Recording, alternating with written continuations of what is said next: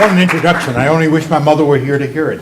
It was extraordinary. You know, I've given many speeches, and very often I find myself in an odd position where I now live in the shadow of my daughter. I noticed that some of the women in this room immediately recognize the name of Stacey London, who had that show, What Not to Wear, and has a new program called Love, Lust, or Run, which I assume some of you have seen. If not, she's also the host of The View, which occurs in the afternoon when you're presumably in classes. But that introduction was very special. I feel as though I am privileged to be in the company of King's College, members of King's College, as well as the Thornberrys, who I've known for some time, remarkable people, and I might add my dear friend Joe LeConte, who is, I guess, one of the most dynamic professors, not only in King's College, but perhaps in the United States.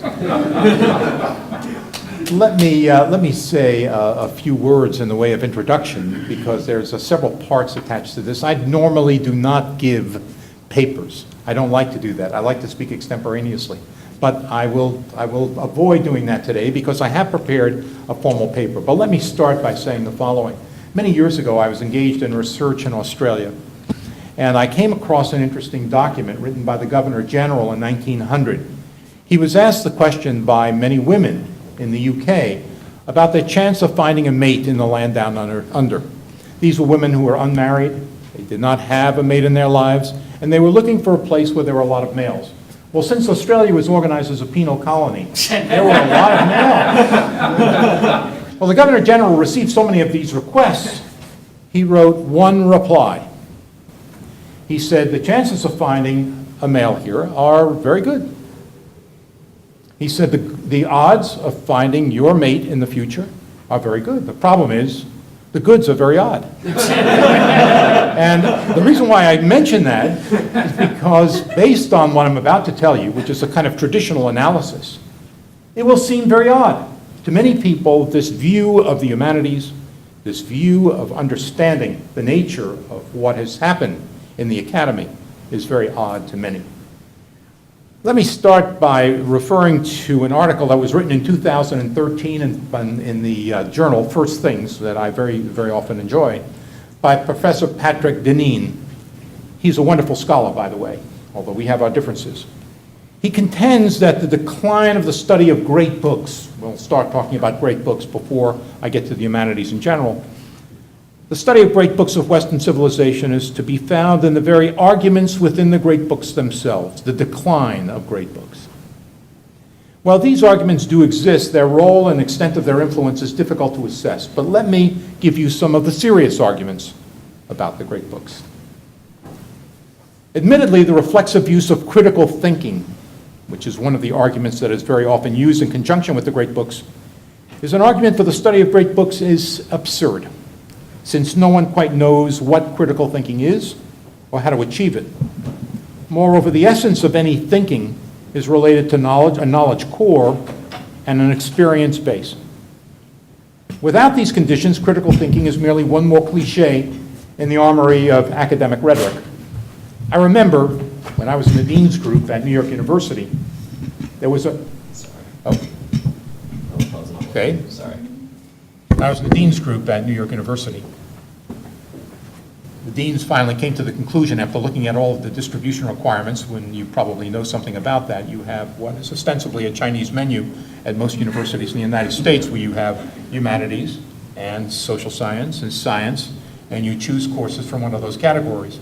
The catalog is generally 200-300 pages, and so you can select some very odd courses indeed. But the deans became very much concerned that there was no core, there was not one common experience that students had.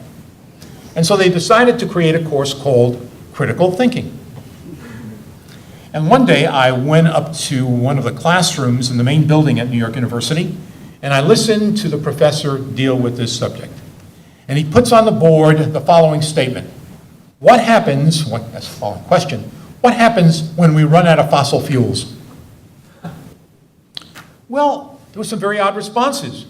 One young lady said, well, maybe we'll go to the moon and got fossil fuels. Scratch my head. Where do you get the fuel to get to the moon? Someone else said, well, maybe we can dig very deep into the ground.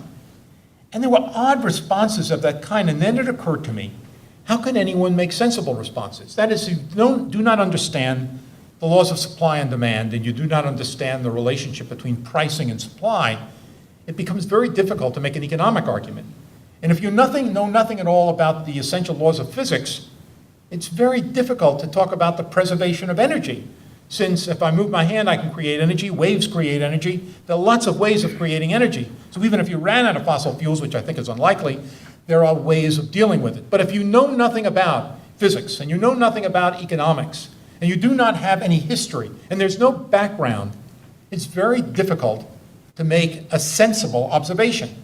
So what critical thinking became is the exchange of ignorant opinion. A very, very odd occasion indeed. Now, the second point that is raised about the so-called great books, John Dewey argued that reading of great books is essential as a preparation for citizenship. But the problem with that is that Dewey understood citizenship as an individual circumscribed by a collective. The readings, he argued, are designed to justify an end, not an open-ended dialogue. Moreover, what Dewey really wanted to encourage was a certain kind of orientation, very different from what the Founding Fathers had in mind when this nation was created. And it was based more on categorical rather than individual rights. Then there is the view that great books lead inexorably to some sort of humanitarian stance, a hallmark of civilizational insight. Yet it's interesting to note that Joseph Mengele, the butcher of Nazi depravity, was a scholar of classic texts. He taught classic texts at Heidelberg University. It's important to note that books can make a world and can destroy a world, or even be irrelevant to the world. Great books have housed within them a treasure of human wisdom, but it is not yet revealed by simple reading. Thank you, sir. You see, your president is extremely versatile. Are there books designed to perpetuate virtue or transform education? The answer is yes and no. This bifurcated model offered by Professor Deneen is a useful concept. For if one accepts the latter stance of transformation, great books may be an encumbrance best displaced at the heart of education. Deneen concludes by suggesting we consider humble books, not great books, or at least great books that teach humility, in contrast to those great books that advance a version of Promethean greatness, an aspiration that has undermined the study of books. What is called for is ultimately a liberation from the tyranny of our unconscious submission to the ideas that dominate our age by considering others that have been discarded. Clearly, this is praise, albeit modest praise, for humble books as a witness for where we stand at the moment. But I remain somewhat unpersuaded by his argument, in part because Deneen does not truly address the importance of great books in the total educational experience. He is right to contend these texts do not necessarily mold citizens, or encourage critical thinking, or offer civilizational insights. These are weak confirmations for great books as an educational core. What is important, what stands as the justification for great books, is that the canon asks the appropriate questions.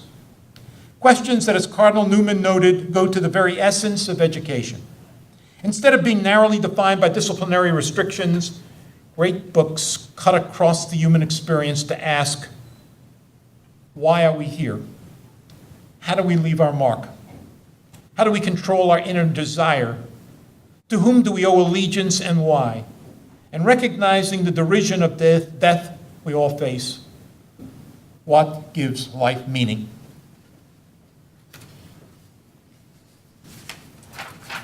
These are, of course, not the only questions, but they are queries unfastened to disciplinary study. Moreover, these questions designed to inspire thought, not simple answers, since they are not readily available. In a university setting where vocationalism is in the ascendancy, a place where students often regurgitate the anticipated response to professional testing, questions that provoke are rarely on display. Yet it is the questions that lie at the heart of the curriculum, and it is the questions that are evoked from the reading of great books. Professor Deneen appropriately tells us to moderate our claims about these texts. I would agree. Yet I would urge him to consider the real reasons these books should remain at the very, very heart, the very center of the curriculum. In education, the question is often more significant than the answer.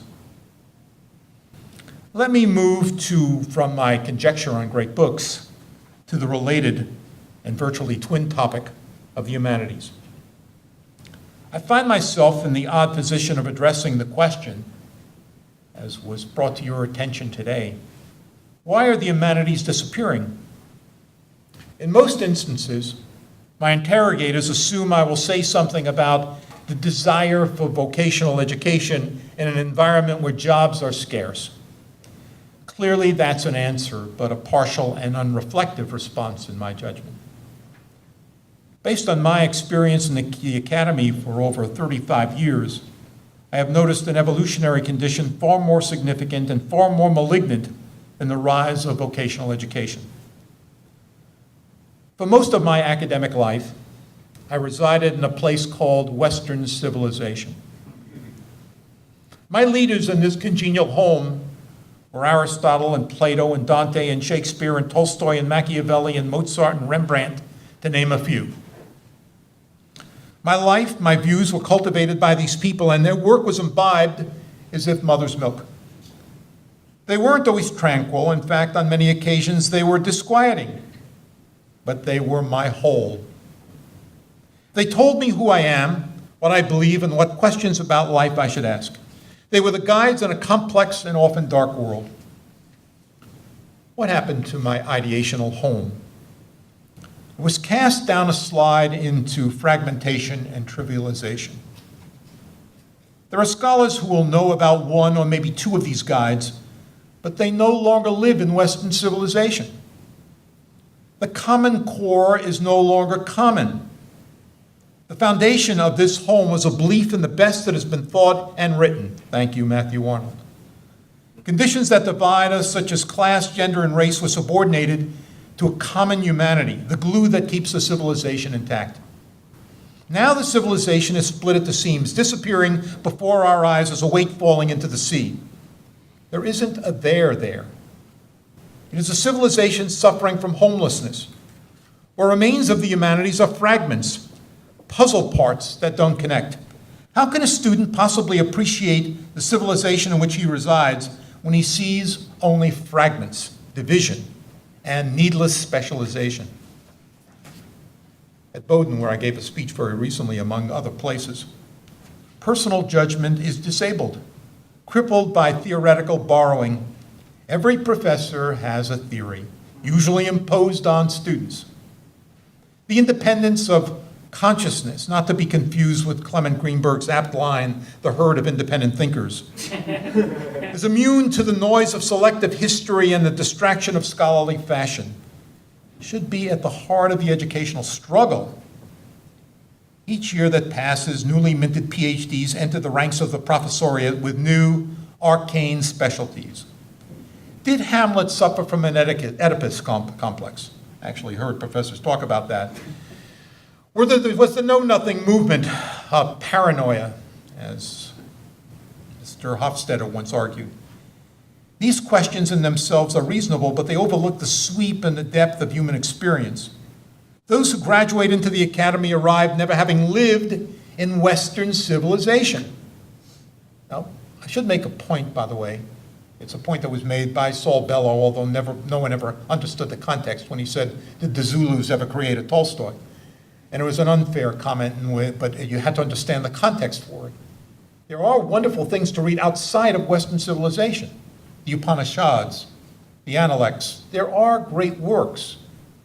But if you want to understand your life in this world, it is Western civilization that is your essence. Those who graduate into the academy very often arrive without living in this civilization. The air they breathe is clear, but it doesn't have the dusty reminiscence of the past, with its glories and failures, its romances and betrayals, its majesty and its tyranny. They lack guides and perspective. Is it any wonder students do not see value in the humanities? Is it any wonder that the humanities is dying across the academic environment? They are aliens from their own traditions. Lying in wait is a time when business students will dominate the academy completely. The model will be bureaucracy. Rules will be legion, but enlightenment foreign. Inspiration will be a concept long forgotten, as will the humanities themselves. Although college students yearn for meaning, the drumbeat of fragmentation continues apace. Narrow and narrow are the assignment of readings. Much of what is assigned has been pre-digested. Read what Professor Jones or Professor Clark said about Plato. You don't have to read Plato. Hence, Plato doesn't have to be read. Here is yet another manifestation of fragmentation. The whole is there, just largely ignored. So when the question arises of why the humanities are disappearing from the curriculum, it should be noted that if we have lost a home in Western civilization, the humanities cannot be taught effectively or understood by students.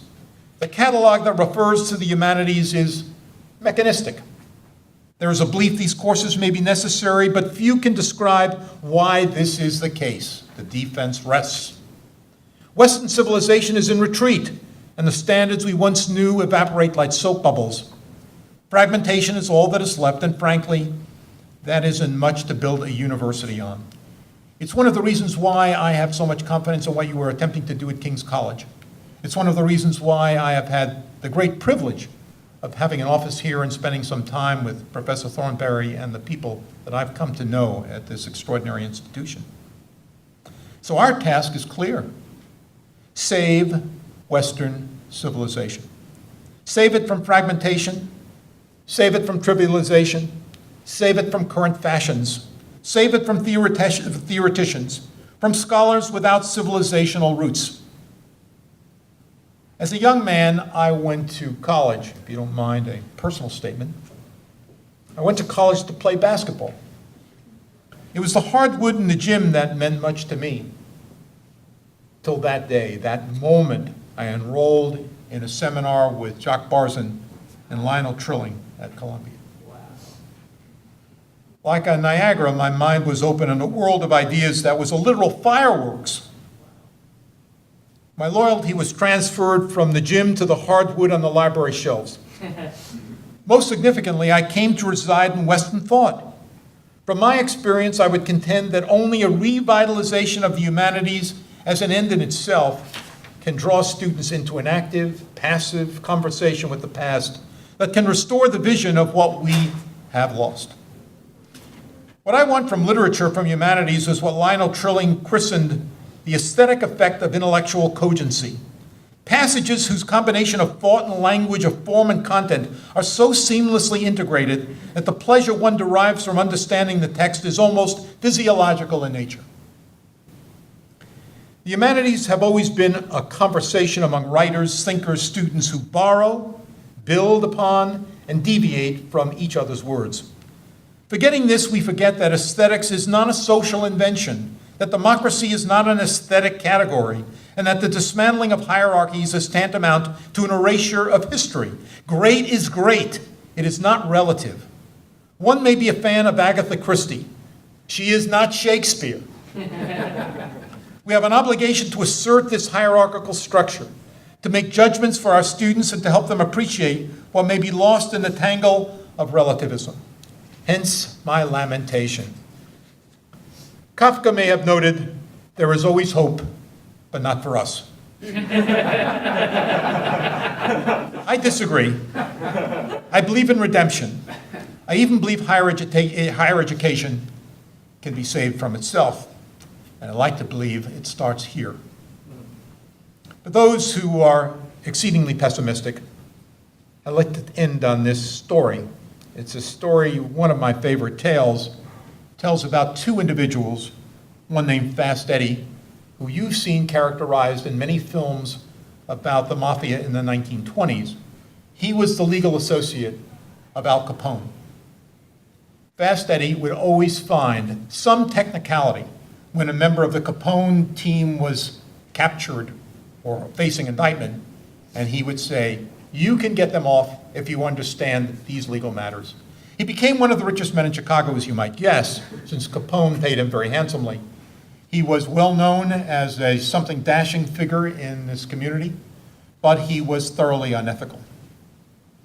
He had an enormous mansion right in the center of Chicago, and one day, as he was leaving his home, 15 bullets filled his body.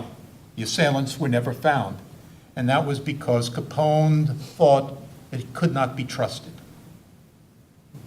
That's Fast Eddie, a rather interesting figure in the history of Chicago. And now I turn to another figure whose name is Butch OHare. Butch OHare was a pilot in the Navy during World War II. He was on an aircraft carrier and had a mission, and started off with a squadron of planes, and he looked at his fuel meter, and he found that he was running out of fuel. He radioed to his captain, and captain said, Butch, the wisest thing to do is get back to the aircraft carrier. So he starts to fly back to the aircraft carrier, and on the way he sees 6 Japanese Zeros about to attack the carrier. And he flies into one, taking off its tail. He uses his machine gun, takes out another, takes out a third, and he is hit as well. His plane is hit. He manages to limp back to the aircraft carrier. He continues to fight in World War II, and he is ultimately killed in the Marianas Islands. He is the most heavily decorated naval officer in American history, winning the Naval Cross and ultimately the Medal of Honor posthumously. And in fact, the largest airport in the United States is named after him, O'Hare Airport. If you go to Terminal 2 in the airport, there is a giant statue of Butch OHare, and tells the story of his exploits in World War II, which were quite astounding. Remarkable man, remarkable story. One of the great stories in American life. But there's one thing that is not mentioned in the statue. His father was Fast Eddie. Now, what is interesting about this story is that in American life, as one of my great mentors, Fats Waller, once said, one never knows, do one? Well, let me suggest to you that it's a great pleasure being with you, being associated with King's College. I also want to take this opportunity to give you a chance to talk to me. So if you have some questions, I've probably talked a little too long, but if you have questions, I want to entertain those questions now. And since the first question was asked by our distinguished president, let me attempt to address this issue of Netanyahu and the speech that was given yesterday to the Congress. In my judgment, it was a momentous and historic occasion, in large part because what is at stake here is the very future of Israel and a relationship with the United States. Iran has made it clear. 3 weeks ago, the supreme leader of Iran said, there is no cure, I'm quoting, there is no cure for Israel, there is only annihilation. If you're sitting in Netanyahu's chair, you have to take this matter seriously. And Iran, with the possession of nuclear weapons or even the fissile material to build nuclear weapons, represents a distinct threat to the very existence of this state. It also represents a threat to the region. And if you consider the fact that chess was invented in Iran, they are very clever about their goals. They know exactly what they want to achieve. A nuclear weapon is not merely a military weapon, it's also a political weapon. In any escalation scenario, you reach a point where you say, we cannot continue because they do possess nuclear weapons. And so you look at what the empire has already been established.